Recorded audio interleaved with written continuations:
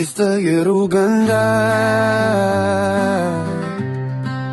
está Uganda. Oh, aquí está Uganda. Yeah. Aquí está Uganda. ሰላም እንዴት ናችሁ? የተወደዳችሁ አክስት ሀገር ዩጋንዳ የዩቲዩብ ቻናል ቤተሰቦች፣ እንግዲህ በአክስት ሀገር ዩጋንዳ ዩቲዩብ ቻናል የተለያዩ የስደተኞችን ታሪክ በሚከተለው መልክ እናቀርብላችኋለን። አንድ ወንድማችንን ታሪክ በተከታታይ ክፍል እናቀርብላችኋለን። ቀጥታ ከራሱ ታሪኩን የራሱን ድምፅ ተጠቅመን ነው ኤዲት ያደረግነው። ትክክለኛና እውነተኛ ታሪክ ነው። ተከታተሉት፣ ሼር አድርጉት፣ ሰብስክራይብ አድርጉ፣ ላይክ አድርጉ፣ ያልደረሰ ሰዎች ጋር እንዲደርስ አድርጉ።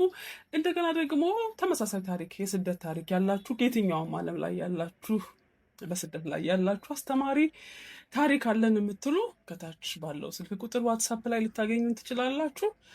መልካም ጊዜ ይሆንላችሁ። ስደት ለመውጣት አንድ ቀንም በህልሜም በሆነም አስቤውም አላውቅም ነበር። ግን የሁኔታዎች አስገድደውኝ ልጆቼንና ባለቤቴን ትቼ ከሀገሬ ንብረቴን ትቼ ለመሰደድ በቃው። ለመሰደድ ደግሞ በበቃበት ጊዜ ፓስፖርትም የለኝ፣ ወዴት እንደምሄድም አላውቀውም። ሰው ስደት ሲያስብ አገሮችንም ወዴት ይሻላል የሚለውን ይመርጣል። እኔ ግን ምንም አማራጭ የለኝም። እንደገና ማቀውም ሰውም የለም፣ ውጭም የወጣ ዘመድም የለኝም። በዚህ በኩልና ይሄ ይሻላል የሚልም አማካሪም የለኝም ነበር። ሁኔታዎች ግን በጣም አስገድደውኝ በ2002 በኢትዮጵያ አቆጣጠር በፈረንጆቹ 2010 ማለት ነው ያኔ ነው የወጣሁት ከሀገሬ። በወጣ እንግዲህ ነግሬሻለሁ፣ ፓስፖርት የለኝም። ቀጥታ ወደ ጋምቤላ ነው የሄድኩት። አውቶቡስ ትኬት ቆርጬ ወደ ጋምቤላ ነው የሄድኩት። ወደ ጋምቤላ ሲሄድ በሁለት ቀን ነው የሚገባው። አንድ ቀን መንገድ ላይ በደሌ አደርኩ። ከዛ በኋላ በሁለተኛው ቀን ጋምቤላ ገባሁ። ጋምቤላ ገብቼ አልጋ ያዝኩኝ። ወደ ደቡብ ሱዳን አድርጎ ወደ ኡጋንዳ እንዴት እንደሚሄድ ማጥናት ጀመርኩኝ። ጓደኞች ነበሩ። ከዛ አንድ ቤት አልጋ ያዝኩኝና ቤላ ውሃው ዳር የሺፒንግ ላይን ኦፊስ አለ። እነዚህ ከጋምቤላ ወደ ደቡብ ሱዳን የሚሄዱ ትልልቅ ጀልባዎች አሉ። እዛ መስሪያ ቤት ሄጄ ኃላፊው በጣም በዚህ አጋጣሚ ላመሰግነው ፈልጋለሁ። በጣም ጥሩ ሰው ነው። አናገርኩት። ያ ሰውዬ አገሩ ፀሐይ ነው፣ አትመላለስ፣ በቀን አይገኝም፣ በሚኖር ጊዜ የሚጭኑ ጀልባዎች ደውዬ እጠራሃለሁ ብሎ ተመልሼ ወደ ሆቴሌ መጣሁ። አገሩ በእውነት አሁን ኡጋንዳ ሙቀት አለ ይባላል፣ እዛ ደግሞ በጣም የመጨረሻው በረሃ ነው። እና እዛ ሆቴል ሆኜ ያው መቼም አላርፍም፣ ልቤ የማያርፍም እዚህ ተመላለስኩ። ጠይቀው ነበር ሰውዬው፣ አንዳንድ ሻይ የሚጋብዘኝ ነበር። መጨረሻ ላይ አንድ ቀን ደውሎ ምንም የማያውቅ ሰውዬ፣ ምንም ያላረኩለት ሰውዬ፣ በዚህ አጋጣሚ መልካም ሰዎች በስደት ላይ እንዳሉ ሁሉ መጥፎም ሰዎች አሉ። ሰውዬው ግን ምንም የማያውቅም ጠርቶ በቤቱ ፍየል አርዶ ጋበዘኝ። ያንን ሰውዬ እኔ በእውነት ሁለታውንም መክፈልም የማልችል ሰው ነውና አትመላለስ ብሎ አስዋው በቃ ተረድቶኛል። በኋላ አንድ ቀን ጀልባ በሚኖር ቀን ደወለና ጠራኝ። ያገኘሁት ጀልባ በጣም ትልቅ ጀልባ ነው። የጀልባው ባለቤት ደቡብ ሱዳናዊም የጋምቤላ ነዋሪም ነው። ሁለት ነው እዛ ቦርደር ላይ የሚኖሩ ሰዎች ሁለት ማንነት ነው ያላቸው። እና ጀልባው ላይ አንድ ኤፍኤስአር ሙሉ ቢራ የበደሌ ቢራ ተጫነ። ሁለተኛ ማሽላ ተጫነ። ብዙ ማሽላ ይሄዳል ወደ ደቡብ ሱዳን። ሶስተኛ ብስኩት ተጫነ። በዛ ላይ 150 ሰው ተጫነ። ከዛ ሰውየው ባለ ጀልባውን ጠራና አደራ ብሎ ሰጠኝ ለዛ ሰው። እና ምንድነው የተነገረኝ? ተጠንቀቅ፣ ጀልባው ላይ ሱዳኖቹ ይገፈትራሉ ውሃው ላይ እና በሰው ስቃይ የሚደሰቱ ናቸው ብዬ የመጀመሪያ ቀን ልክ ምሳ ሰዓት ላይ ነው ተነሳን። ከኢትዮጵያ ከጋምቤላ ቦርደር ተነስተን እየሄድን እያለን የኢትዮጵያና የሱዳን ቦርደር አለ። የውሃ ቦርደር ኢትዮጵያ ጂካኦ እና ሱዳን ጂካኦ የሚባል ኢትዮጵያ ጂካኦ የሚባለውን በምሽት አለፍን። ጨረቃ ነበር። ወደ ሱዳን ጂካኦ የሚባለው ቦታ ላይ ስንደርስ የውሃ ጠባቂዎች አሉ፣ ወታደሮች ባትሪ አብርተው አባስቆሙንና እዚህ ማደር አለባቸው አሉ። የሚታደረው ጫካ ላይ ነው። ወቅቱ ክረምት የነበረበት ክረምቱ አልፎ ወደ መስከረም የመጣበት ወቅት ነበርና ውሃው ወደ ቦርደሩ ላይ ሲሞላ የሚወጣው ረግረግ አድርጎታል። ጭቃ ላይ ነው የሚተኛው። ብሎ በሳር የተሰሩ ግድግዳ የሌላቸው ቤቶች አሉ፣ ወታደሮቹ ቤቶች። እዛ ውስጥ ዝም ብሎ ጭቃው ላይ ነው የሚተኛው። እዛ አደርን። በማግስቱ ጠዋት ተነስተን ቀጠልን።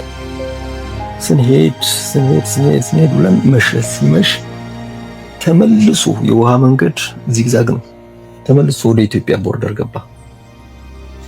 የኢትዮጵያ አንድ ገጠር ፈን ወደ ኢትዮጵያ እንደገና ገብተን አንድ እዛሽ ከተማ ላይ በቃ ጥቁሮች ናቸው፣ ጫካ ነው፣ ምንም ነገር የለም። እዛ ስንገባ አልጋ ተባለና አልጋ ቤቱ ሱዳናዊ ነው ባለቤቱ። ሚስቱ የኢትዮጵያ ሴት ነች። ከጅማ አካባቢ ጀንጀሮ ከሚባል ማህበረሰብ የመጣች ነች። ኢትዮጵያዊ ነች። አማርኛ በደንብ ማውራት የምትችል ነች። እና ብዙ ልጆች ወልዳለታለች። በጣም ባለ ሀብት ነው። እዛ ጋር ቡና ቤት ተብሎ ያለው ቤት አልቤርጎቹ በቆርቆሮ ነው የተሰሩት። በራቸው ምናምን ግድግዳቸው ፍራሽ መሬት ተነጥፏል። የውሃው ቅርብ ነው። እዛ ላይ ተተኛ። እንቁራሪቱ ምንም የሚያካክል እንቁራሪት ነው። አልጋው ክፍል ይገባል እየዘለለ። እዛ ምግብ ያው ያበሻ ምግብ እሷ ሰራችልን፣ ጥብስ ምናምን ነገር፣ እሱም በላን። በማግስቱ ጠዋት ተነስተን ወደ ዋናው መንገድ እንደገና ተመለሰን። ባይዞ የዛ ጋር መገንጠያው ላይ ያለው ውሃ እኔ በጣም ይገርመኛል። ውሃ ሁለት ሲሆን ጥቁር ነው ውሃው። ያኛው የዚህ ባሮ ወንዝ የሆነ ድፍርስ ነገር ነው። ያኛው ውሃ ግን በጣም ጥቁር ኩል የሆነ መሬቱም ጥቁር ነው፣ ውሃውም ጥቁር ነው። የተለየ ውሃ ነው። የሚገነጠልበት ቦታ ላይ የሆነ ምልክትም አለው። እና ተመልሰን ወደዚህ ወደ ዋናው መንገድ መጣንና ቀጠልን ሄደን። በጣም የሚገርማችሁ በዚህ አጋጣሚ የምድር ሲኦል ብዬ በጠራው ደስ ይለኛል። የመጀመሪያ ትሪፕ የሚታረፍበት ቦታ እዛ ደረስን። ልክ ከጀልባው ስንወርድ በቃ ሱዳኖቹ ፀጉረ ልውጥ ሲያዩ እንደ ሴት ወንድ ሽማግሌ አይልም፣ በቃ ይመጣሉ። አበሽ መጥቷል ብለው ከጀልባው እስከምንወርድም አላደረሱ። ሻንጣችንን ተቀባበሉት፣ ከፈቱት። ምንም ዕቃ በቃ የምንፈልገው ዕቃ ወሰዱት ማለት ይቻላል። የፂም መላጫ ሳይቀር ተሻሙበት። የሆነ በቃ ምንድነው ኢየሱስ ክርስቶስን ልብሱን ተሻሙት እንደሚባለው አይነት ነገር በቃ የሆነ የሚያስደነግጥ ነገር ነው። ጥቋቁሮች ናቸው። መሽቷል። መሬቱ ጥቁር ነው። ዛፉ ጥቁር ነው።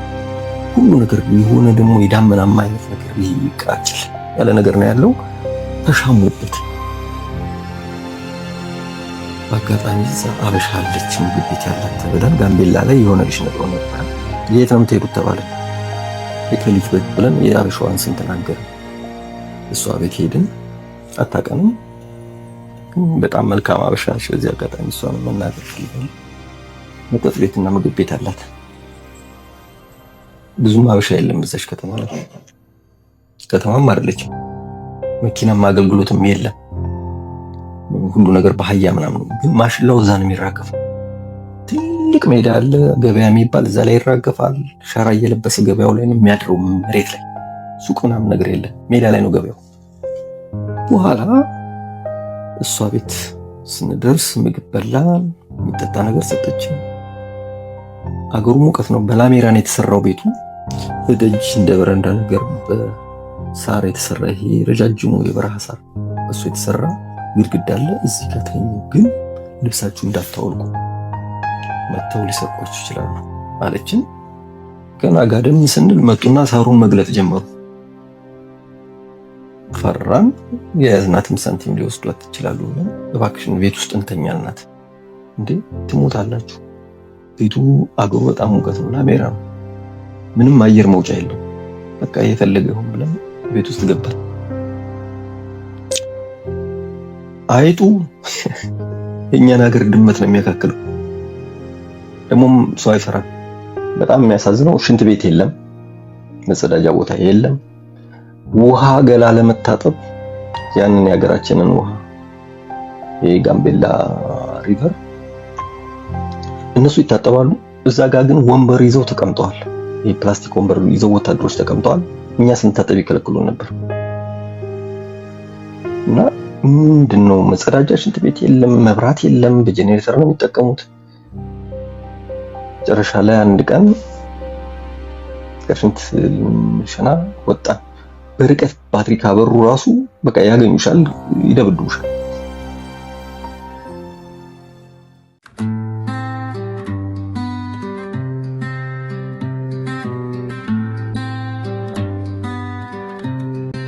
Aquí está Yeruganda, aquí está Yeruganda, oh aquí está Yeruganda, yeah. Aquí está Yeruganda.